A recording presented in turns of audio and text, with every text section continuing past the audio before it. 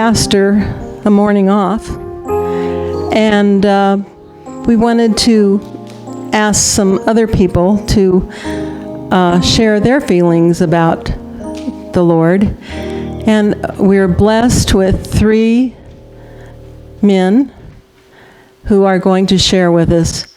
And I'm just going to say all of them, and guys, when the other one gets done, please just come on up. So I'll do all my introductions now so we're uninterrupted. So Alexander's chosen to be first.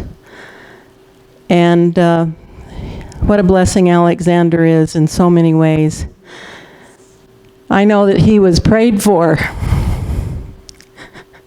I know that he's a gift to his parents of prayer because they're my neighbors.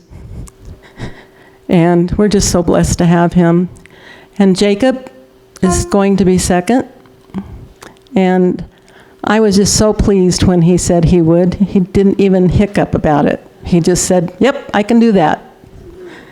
And then Lloyd will come around and tie up the presentation with his sharing. So, Jacob, we're ready for you. Alexander, we're ready for you.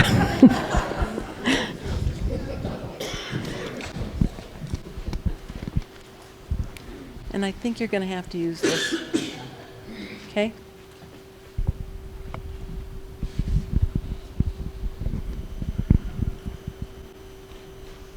So throughout my life, Jesus has been there no matter what the situation, no matter where I'm at. He's always been there as a lighthouse to me.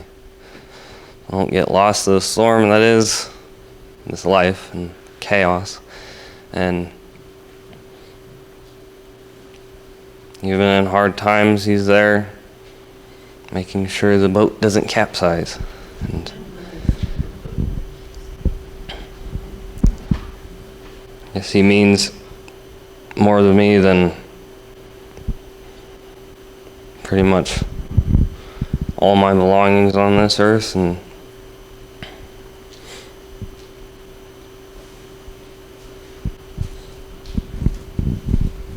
my family is always led by him, and this congregation is led by him, and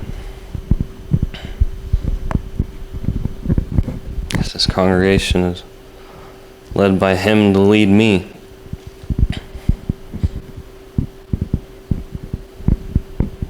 Hopefully someday I can help lead someone else.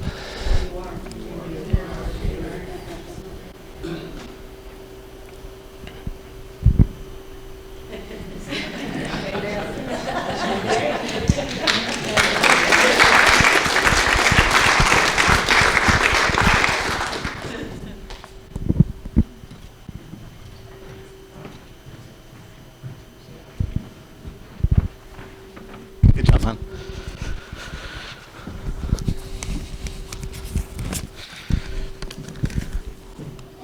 Well, I'm really glad that Marilyn thought I did this without a blink, because I had a whole different perspective on it.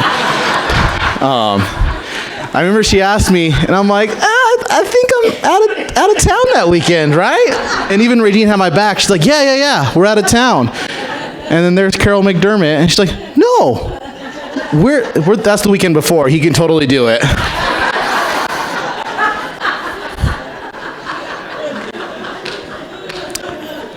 Thanks.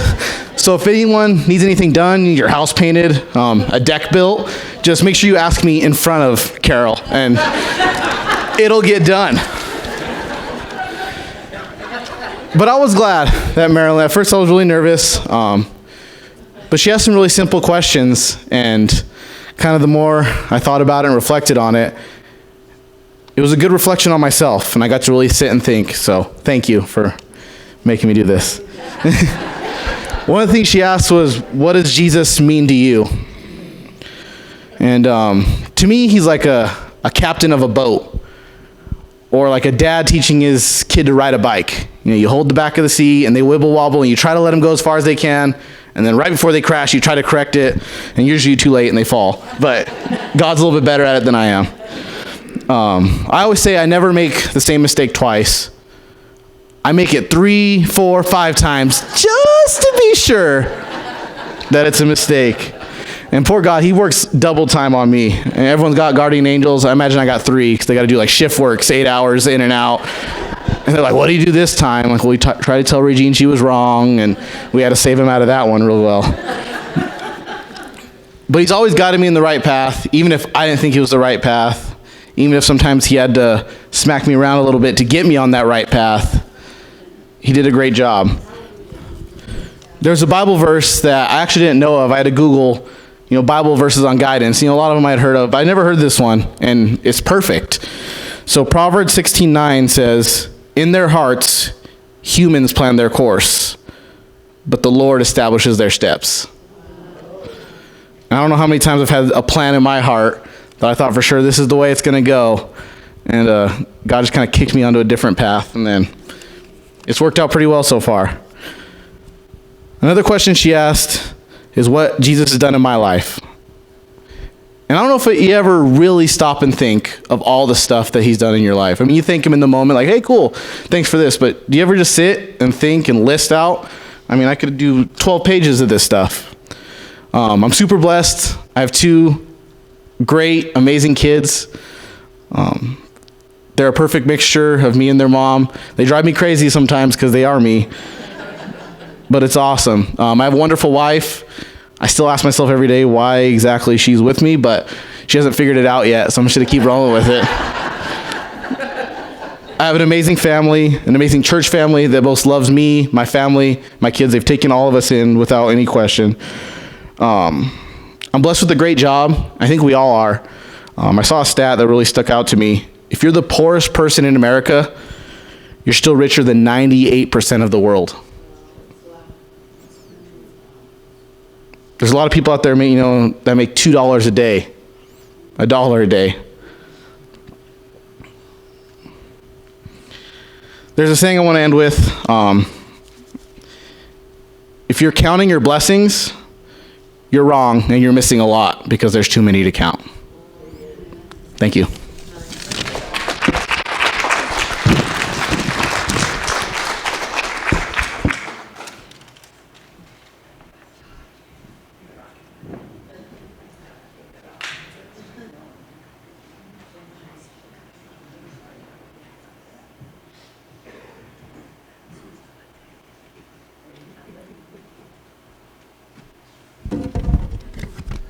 Man, mine's going to be different than these 2 boys.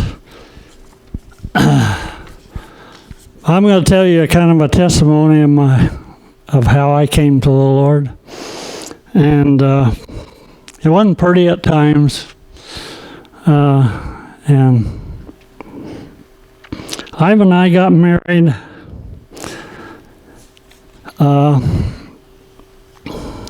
I was still in the Navy.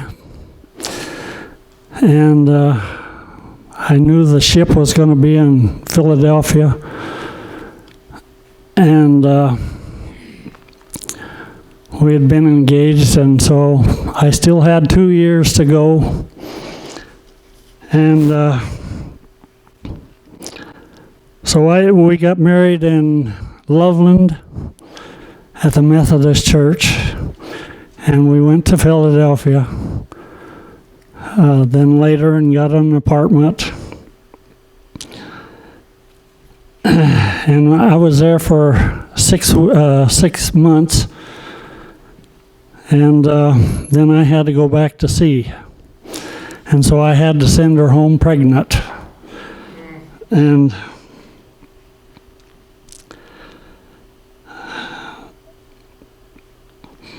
about 2 months, I got transferred to a different ship. And it was making a world cruise. Oh, man. And when I finally got word that Iva had our first son, I was just outside of Korea there and in that water, Japan and Korea.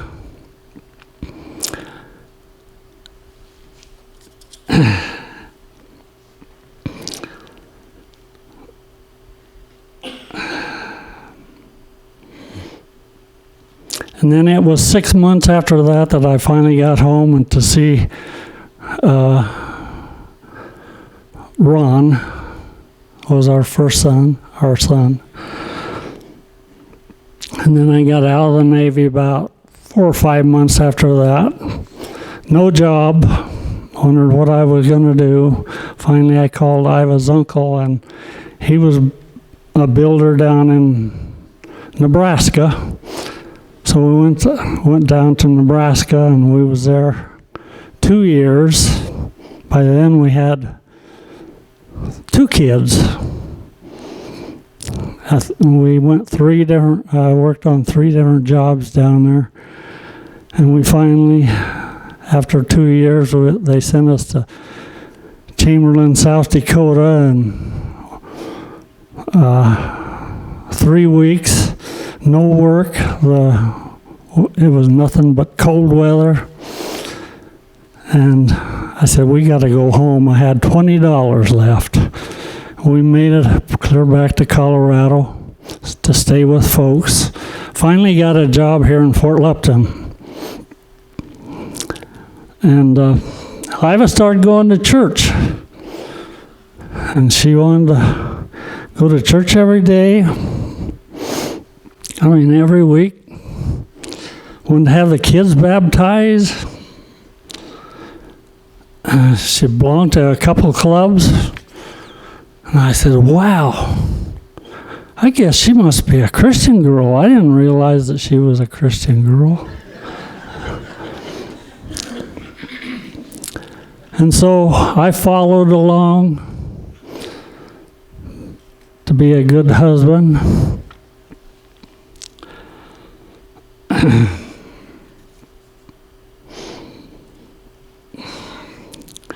I realized that she probably wasn't, she didn't smoke or drink or use bad language like I did. I learned that in the Navy.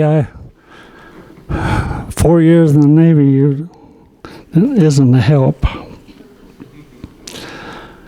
On down the road, Pastor Reverend Hines came here to Fort Lupton.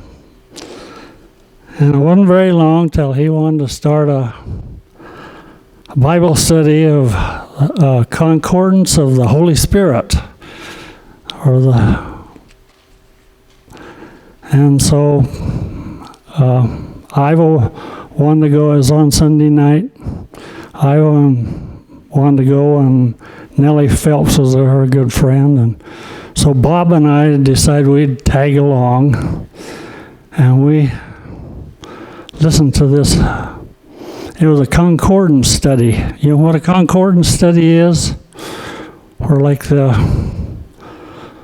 subject, and it tells you all through the Bible where it is. And so probably about halfway through, we noticed that there was probably over 20 people came and gave their heart to the Lord.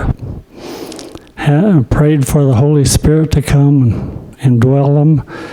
And I could see such a big change in it, and I said, man, I ought to be doing that, but I can't do that, all the stuff that I like to do. So one day I'm going to do that, but I can't do it now. One cold day in November, I decided to stop at the bar, which I would do once in a while. Too much. And nobody there but the bartender and this gal from the restaurant down here come in and sat down beside me and visited a minute and says, I went to church last Sunday. I said, oh, Iva and I go to church about every Sunday. She looked at me and says, you go to church? I said, yeah. In fact, I even helped take the collection last Sunday. She said, you stinking hypocrite. Wow. It was just like hitting me in the face. I couldn't hardly wait to get out of there. I drove around for quite a while and said, I'm going to quit going to church. I am going to quit going to church. And then I got to thinking, that means that you're going to end up in hell. And I don't want to do that. And I went home and I said, well, you know, I've thought about through that study that I'd like to probably give my heart to the Lord. I'm going to do that tonight.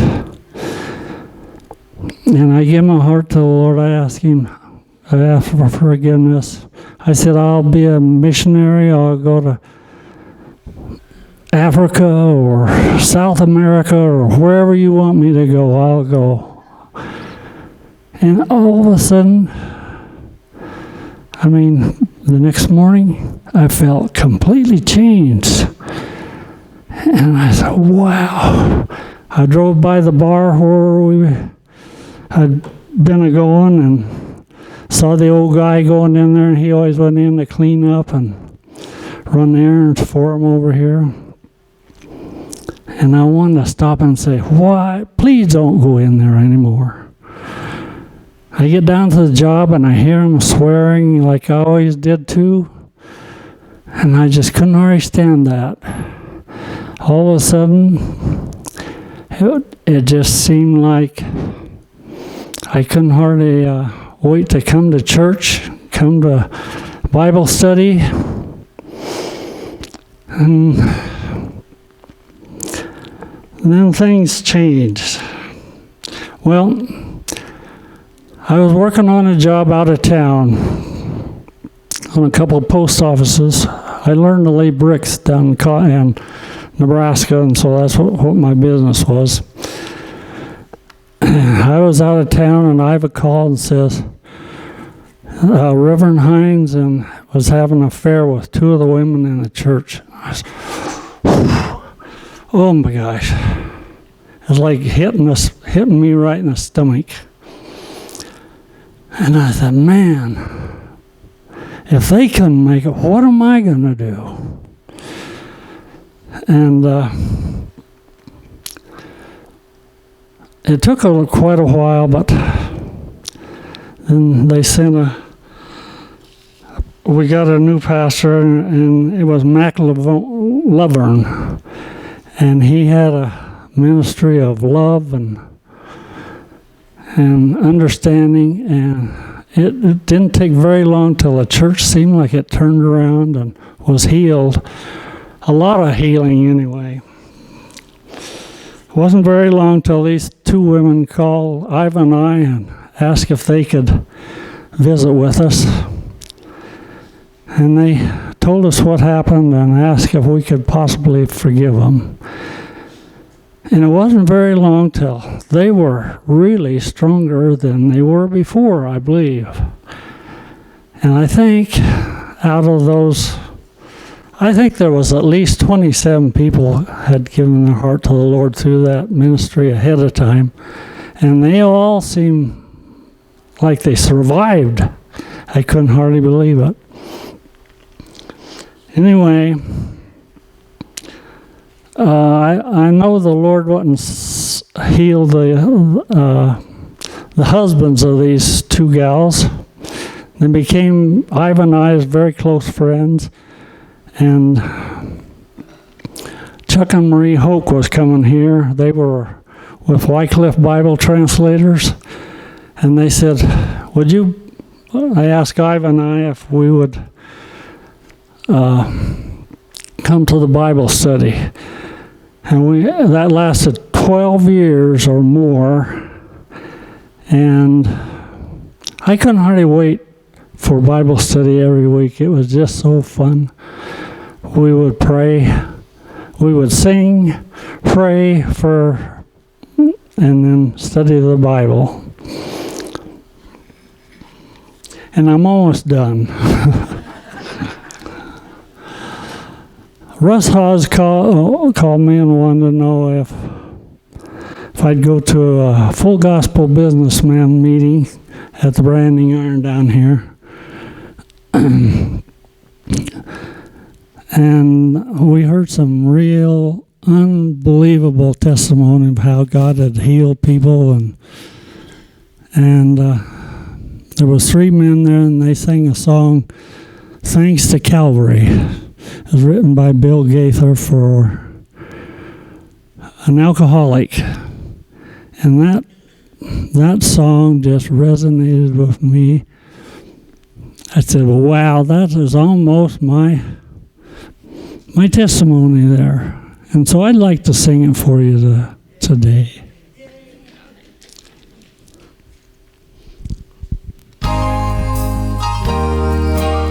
Oh, by the way, Ivan and I have been married for 66 years and 4 months.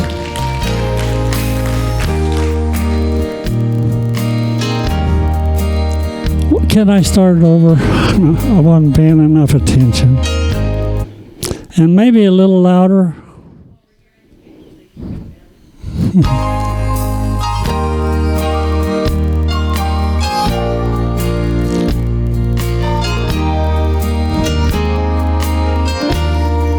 The day I went back to the place where I used to go. Today Can I start again? I got off again.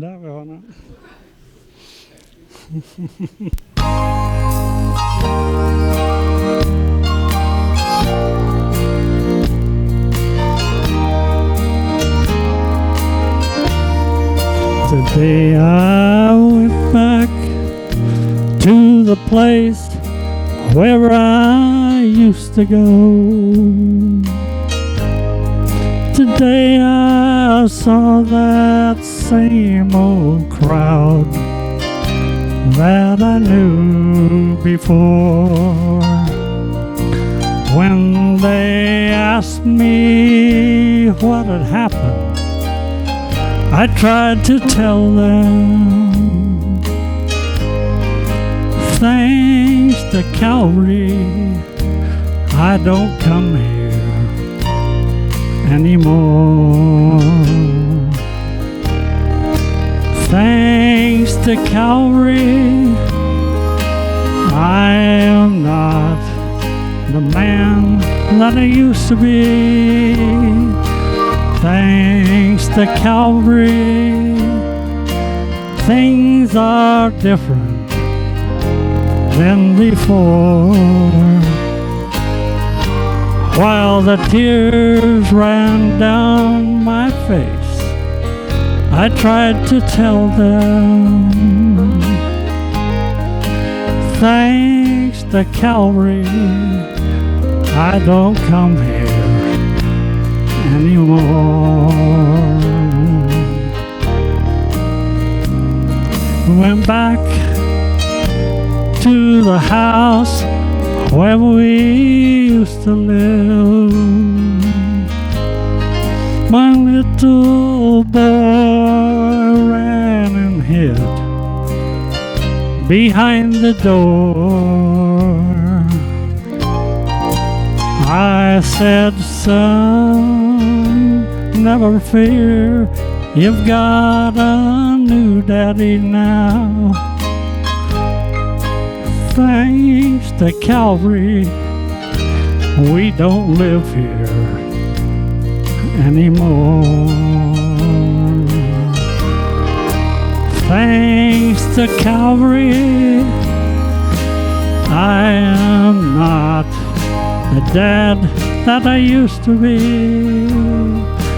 Thanks to Calvary, things are different than before. While the tears ran down my face, I tried to tell him, thanks to Calvary, we don't live here anymore.